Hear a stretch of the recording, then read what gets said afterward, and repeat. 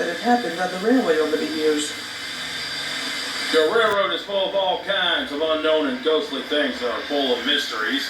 And not to mention, some are just as scary as the ones we've encountered back at home in the United States. You can say that again. What's it like over there? None of us had ever been to the railways you run on.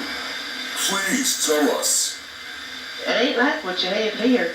The railways in America are much longer and bigger, and we engines can do more work than any others.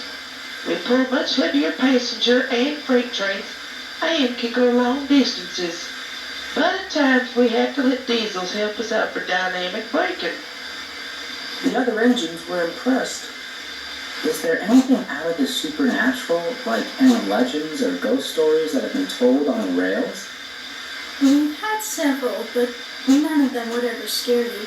Well, I'll accept the curse of the clinch field. Don't bring that up, Louise. She might come here and curse these locos and our railroad.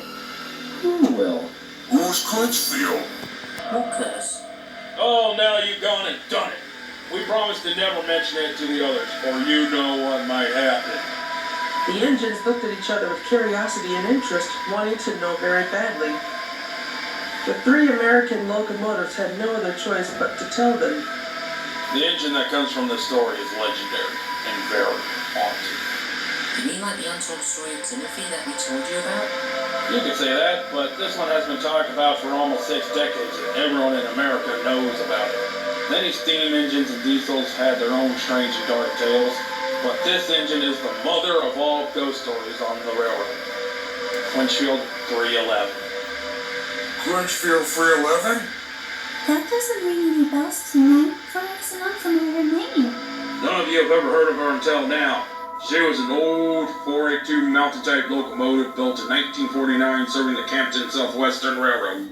She had been with the company for about 5 months, but her history was very troublesome. She had a bad luck streak. It almost led to her scrapping, but she was sent to work on the Clinchfield. However, it only got worse after arriving in Colorado. 311 was what railroad men called a hoodoo to jinx locomotive, meaning that she was a rolling disaster waiting to happen whether she liked it or not. During her career with the Clinchfield, she had unintentionally injured and killed 20 railroad men, and all because of this jinx. Because of all this, 311 was yanked off the Clinch roster in late 1956 and was placed in an unused storage track in Elkhorn Shop Complex, where she awaited her fate. But that was not to be, for she was saved by the manager of the CSW, for he was in search of a large freight locomotive to handle the lumber contract at the time. After lengthy negotiations, the Elkhorn Yardmaster finally gave the manager the 311 for free. After that, she was restored to working order and moved out west under her own power. And remarkably, there were no incidents during the 1,369.3 mile cross-country run. For the first time in a long time, 311 had a bright future, now being owned by a railroad that cared about her.